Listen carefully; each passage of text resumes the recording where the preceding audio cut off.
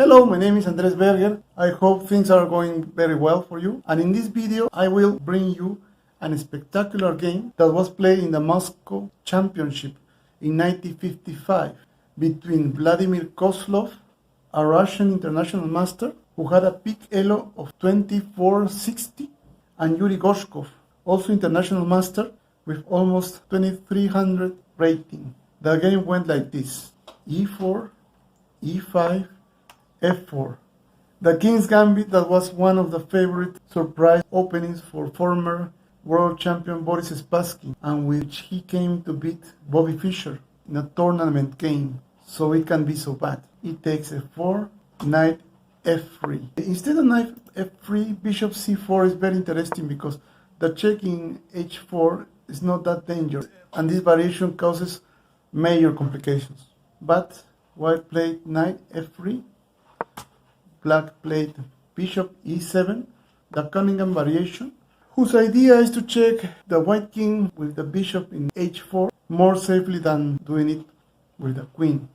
Other possibilities are d6, the move that Fischer thought was a refutation of the King's Gambit, knight f6, the move suggested by Alekhine, with the idea to protect the f4 with knight h5, and g5, the variation that really looks like it's the best for black. But bishop e7 was played, and white played bishop c4. d4, bishop h4 is really not good for white because the king can't go to f1. But the machine suggests bishop e2 with only slight disadvantage. Bishop c4 was played, and now knight f6, good move. Bishop h4 doesn't do much because white now can play king f1 and the game is equal. Knight f6, knight c3. This move was a mistake. Better was e5, taking advantage that a typical response d5 doesn't work, because after e takes f6, the bishop is attacked.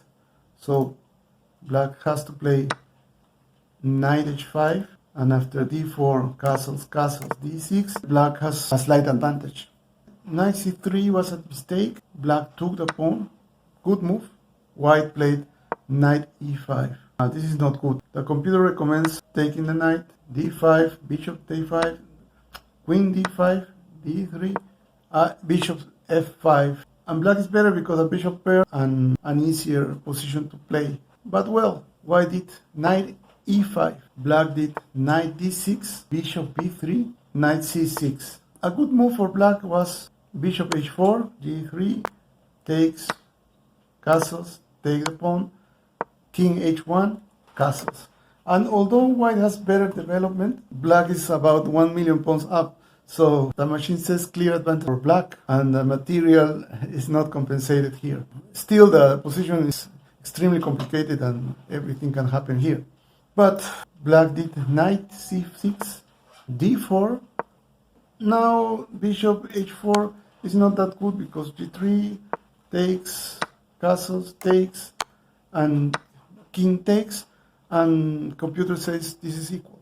But very good was knight a5. After bishop takes, knight takes, knight f5, followed by castling and d6, white has no compensation for the pawn. And if after knight e5 wants to do some tricks, take, check, g5, take, black do bishop h4, check, g3, and rook e8, check. And this is very complicated, but black is better.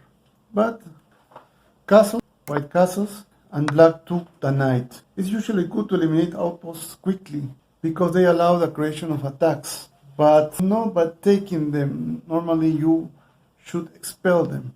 Better was knight a5. After bishop f4, knight takes, pawn takes, knight f5, followed by d6 would be better in that position. But black took. After pawn takes, knight e8. This is also a mistake. Better was knight f5, leaving a defender for the black king. After bishop takes d6, the game is equal. Knight e8, bishop takes, d6, and here white has several possibilities, like queen e1. The machine says queen f3 is the best move, but white did queen h5, which is the most aggressive. Black took the pawn, d takes e5. White took the pawn, but better was rook a1, attacking the queen, because it's very bad to play bishop d7, because bishop e5 and white has a very strong attack. After rook a1, you only have to take the bishop, white will take the queen, and after taking the rook, white is much better in this position. White took the pawn, bishop e6, rook a d1, queen c8. But is bishop c5 check, h1, and queen a7, because the knight goes to d5, and this is advantage for white. Black move was queen c8, knight d5, bishop 5 check, king h1, and this is the decisive mistake. Although the machine only realizes that after several seconds. The right thing to do here was c6, attacking the outpost. And here, although rook f4 seems winning, black only takes, and rook h4, h6, bishop takes g7. Seems like black loses now, but the machine defends like a caged animal. Queen takes, f5, good move. Rook d5, good move. King f7, excellent, with total cool blood. Rook h3, bishop takes, knight e6, check, move, check, move, rook h7, bishop e7, queen takes, bishop takes, king c7, good move, because if white takes, attack is a double attack. Bishop c4 and king d7, and this is winning for. So after c6, white has to make bishop g7. C takes, bishop h7, queen h8, the best move, and rook takes d5, good move. And this is very complicated, and machine says this is equal. But that was the best continuation. After bishop g4, white did rook f7, bombshell. Extremely strong move. This is winning. Probably after seeing this move, black was more scared than after seeing the screaming skull. Black played bishop e6. Everything is attacked, but black cannot take anything. If black takes the queen or the rook, comes knight e7, bishop e7, rook takes g7, check, king h8, and rook g8 with a double discovered check that is a frightening mate. And after this move, if black takes the rook, then comes knight e7, king h8, queen takes f7, knight f6, and white takes the queen, and this is mate in 3. So rook cannot be taken. Black move bishop e6, and then white move rook d f1, good move. Black move c6.